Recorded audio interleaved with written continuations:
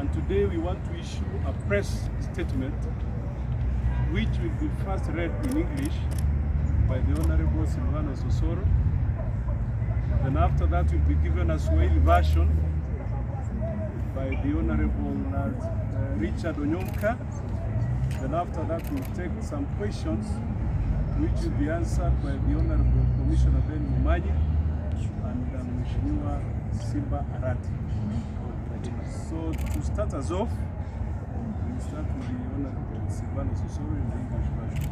So, it's okay. It's okay. So I'll just go straight, yeah? Ladies and gentlemen, we members of Parliament from the larger region, that is Kisii Mps counties and the diaspora, aware of the magnitude of interest that comes with regime change, coupled with the prospective changes of the nation's top leadership that comes forward every 5 years, have met here in Nairobi for the last 2 days. We strongly believe in keeping our people and their issues at the heart of the national discourse, such as the current political wind. We appreciate the current regime, led by His Excellency President Uhuru Kenyatta, which has clearly displayed love and trust towards our community over the years since he took over the rudder of leadership in 2013 to date.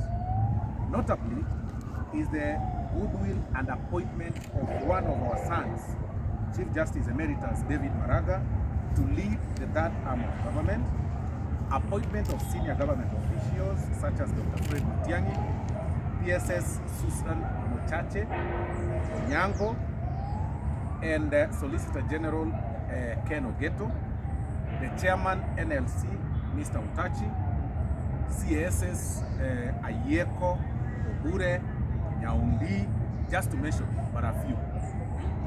That notwithstanding, we must appreciate clear judicial notice of the current regime's tenure. And it is in this regard that we are desirous of opening our archives for our people's next political dispensation as their trusted representatives. We have been watching events unfolding in the Kenyan political space with keen interest.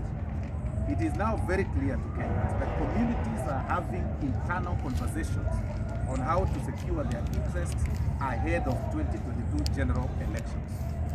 As elected leaders from the Kisii community, we would be failing in our collective responsibility if we do not offer leadership at this critical point in time and history. This is a mandate that we will discharge without fear or favor. We would like to inform Kenyans that we shall be having a series of consultative meetings with all the leaders and stakeholders from the Kisii community to identify and streamline our political and economic interests. The national conversation must be alive to our people's unique role and standing in our country. We hope that the 2022 permutations and combinations will secure our community's interests. We wish to remind all and sundry that the Kisii community will not be passengers in the Kenyan political dispensation. We intend to become shareholders and not supporters. Our support will now be aligned to our political and economic interests. It is in this regard that our community will be reviewing all the available options, and they include, but not limited to, establishing a fully fledged national party, supporting a national party that is alive to our political and economic interests, or engaging with other like-minded parties to achieve our people's dreams. We promise to remain loyal to our community and the national interest. In line with the foregoing, we have resolved to have a consultative meeting with various stakeholders, particularly professionals, drawn from the larger Kisii community within the next 1 week. And this meeting, of course, will culminate into holding several consultative meetings at the grassroots within our 2 counties. We therefore wish to declare that this time we won't be spectators, but participants. We won't be subs in the team, but we'll be in the pitch playing. We won't be led to sing. We'll also conduct our song in the choir. That is all. Signed by 16 members of parliament.